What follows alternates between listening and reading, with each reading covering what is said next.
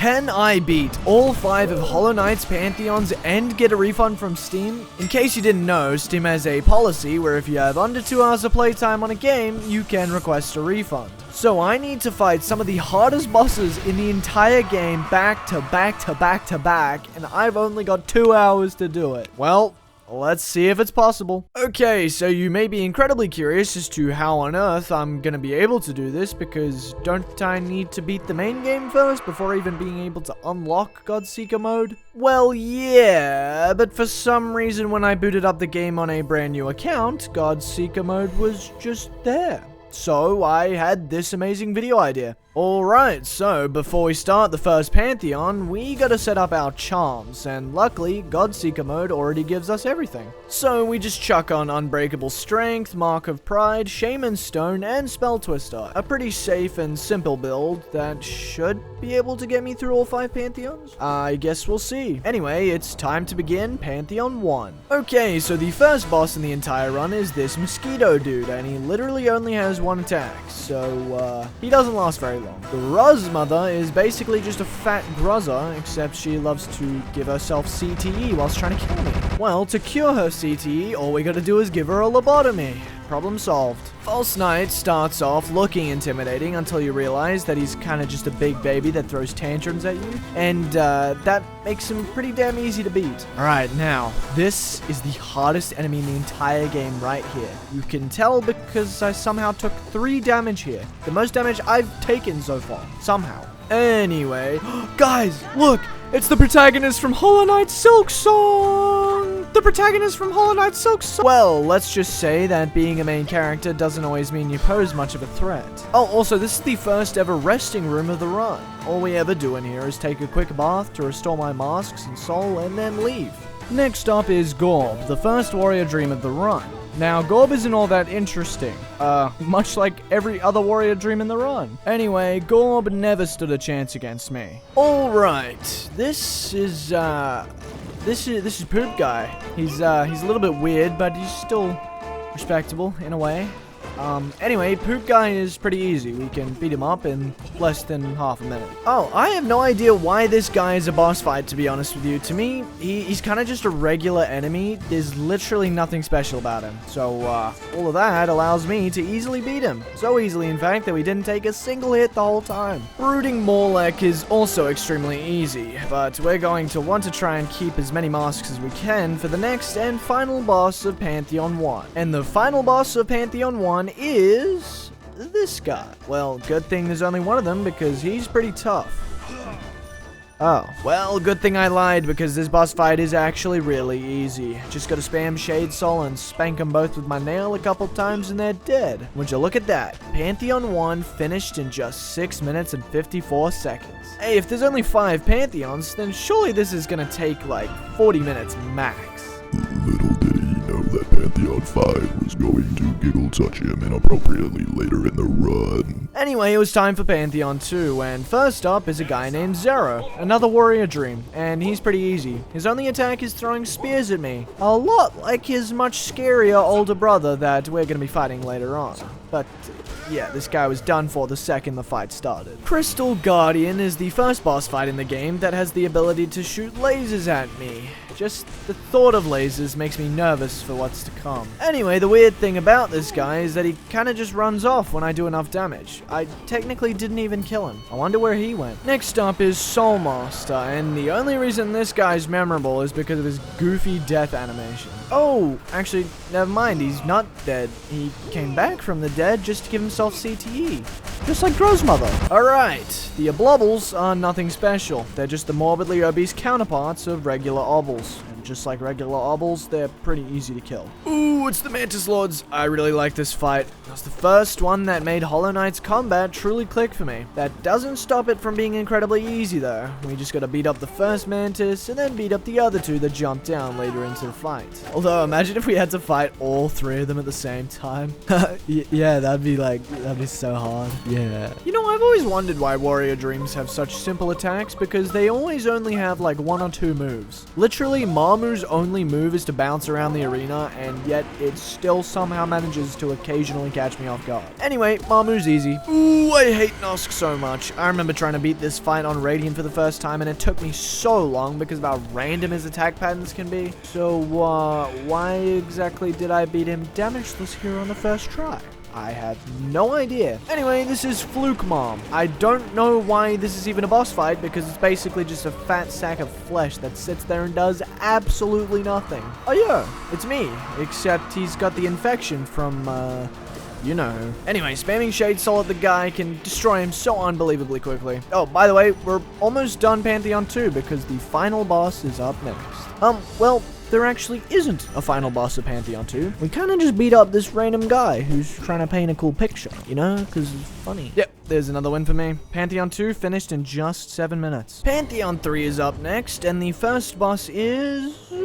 oh yeah, it's Barry B. Benson. Another exceptionally easy boss, which is basically all I'm gonna say for like all of the bosses. Besides, of course, the big three, the run enders. Anyway, we'll get to that later. Elder Who is another warrior dream that I can kill in 2 seconds flat, damageless. The Collector is a pretty silly guy, and he really doesn't do much besides spawning a bunch of tiny little bugs that I can instantly kill. So killing him only takes a little tiny bit of effort. God Tamer was next, and with a name like that, surely the boss fight was going to be difficult. Nah, not really. All we gotta do is beat up this big slug thing and we win. Yay! Anyway, Grimm's boss fight essentially just acts as a taste test for the much harder version of him that we're gonna be fighting later on. For now, we just gotta focus on regular Grimm, who really isn't that hard if you know his patterns. Galeon's the Scythe guy, another warrior dream that can be easily torn apart by spamming spells. Ooh, I love Grey Prince Zote, but I absolutely hate this boss fight so much. He is so unbelievably unpredictable to a point where it just gets annoying. Bro, let me tell you, Radiant Grey Prince Zote was a struggle.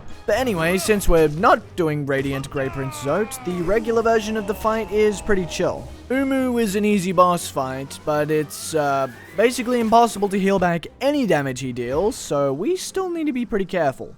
Up next is the protagonist of Hollow Knight SILKSONG once again, except this time she's a little bit harder, throwing spiky balls around the arena and being overall much faster than her other variant.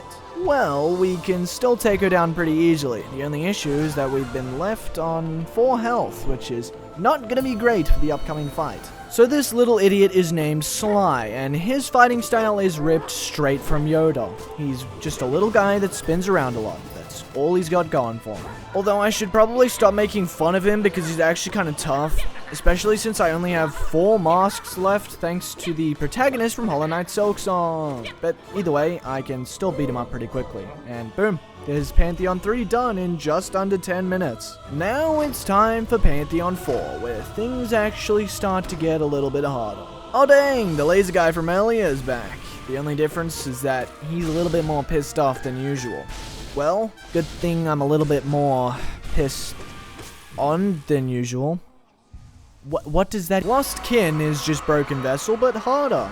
The end. Oh, it's No Eyes. She's definitely not gonna cause me a lot of issues later in the run. No Eyes, more like no everything. I think Trader Lord might just be the first boss fight in the run that deals double damage with almost every attack. Although we never actually got to test that out because we did the entire fight damageless anyway. Oh, guess what? Poop Guy's back, and somehow he got me all the way from 8 masks down to 2.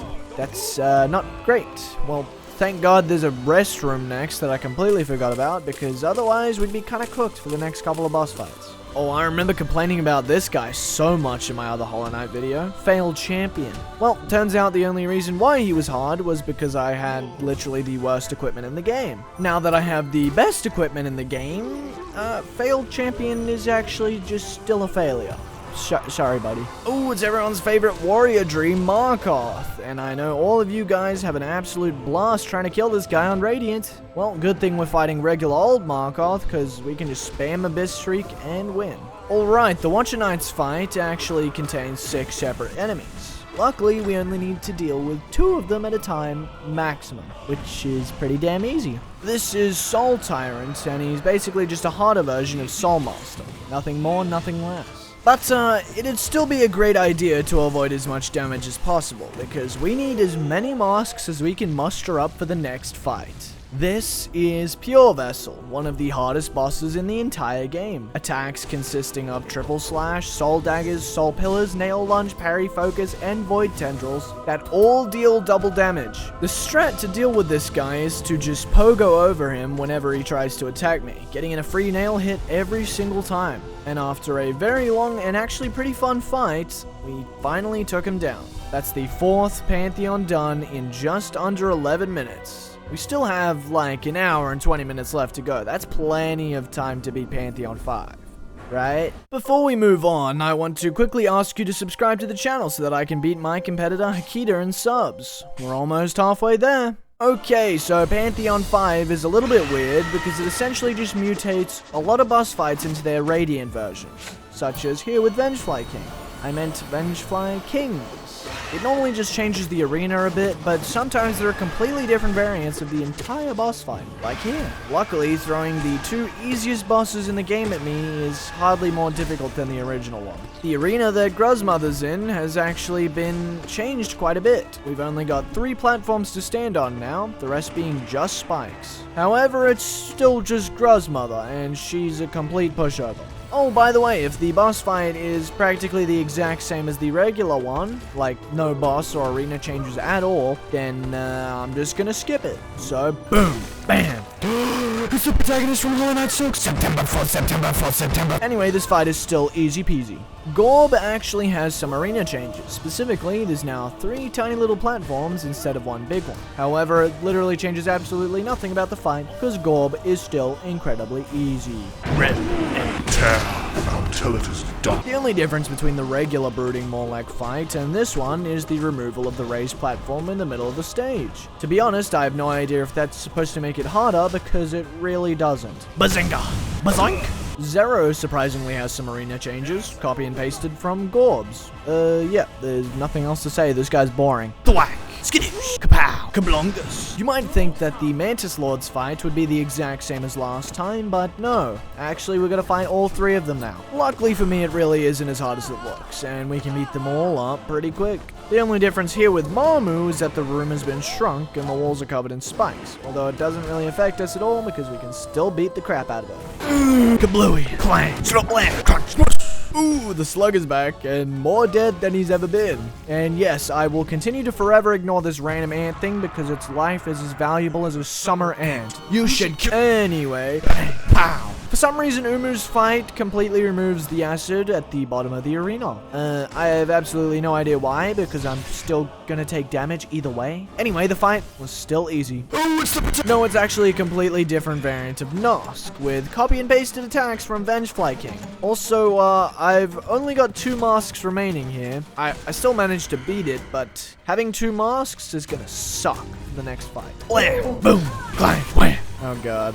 No wise, she's had a little bit of an arena change this time around. There's spikes absolutely everywhere now, which makes it incredibly easy for her to combo me. Keep in mind that we're basically almost done the entirety of Pantheon 5 at this point, so dying here would just be incredibly stupid.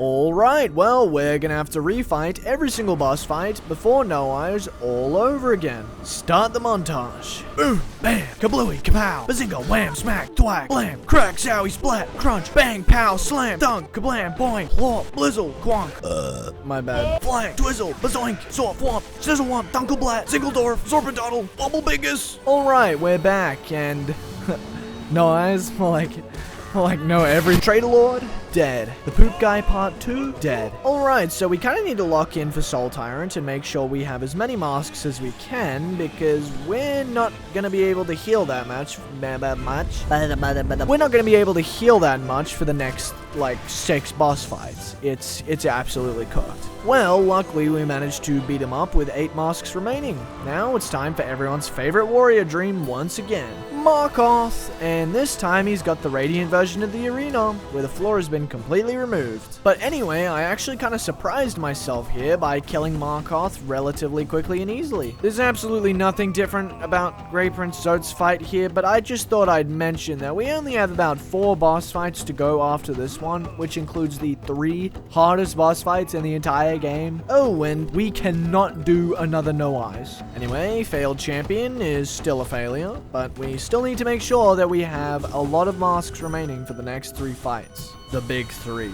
Okay, the first boss fight in the Big 3 is one we haven't seen so far. Specifically, it's Nightmare King Grim, the much harder version of Grim I was talking about way earlier in the video. Now this guy has like 6 main attacks, those being Fire Bats, Dive Dash, Dash Uppercut, Flame Pillars, Cloak Spikes, and Pufferfish, all of which do double damage, which is not great for me. Although Nightmare King Grim is all about learning the boss's fight patterns, and when you do, you can actually do a ton of damage to the guy without taking much yourself. And so, after a tough fight, we finally kill him with just 1 mask of damage. Although that doesn't really matter that much because we get to take a quick rest before continuing anyway. There's absolutely nothing different here about Pure Vessel, except I've only got 1 mask remaining and there's absolutely no resting room in between 2 of the hardest boss fights in the entire game. Because next up is Absolute Radiance. Alright, so technically I fought this moth lady, Radiance, back in my True Ending Refund video, but this time, the fight is way harder. You can tell because her name doubled in length. Oh, also, for some reason, I just gain all my health back here, so I mean, that's pretty useful. Anyway, she's got the exact same attacks as last time, except there's 2 little things that have potential to cause some big issues. Specifically the fact that all of her attacks deal double damage, and she's also got a secret extra phase right at the end of the fight. Anyway, phase 1 and 2 we managed to do without taking much damage, dodging all of the beams, orbs, sword walls, and sword rain. Oh, and better yet, the 3rd phase, typically the hardest phase of the entire fight, we actually managed to pull off this insane 5 in a row Abyss Shriek combo. And that was probably the quickest 3rd phase I've ever done. Anyway, we started the climb and perfectly dodged every single beam she fired at me. Oh, and that extra phase I was talking about earlier is happening right now.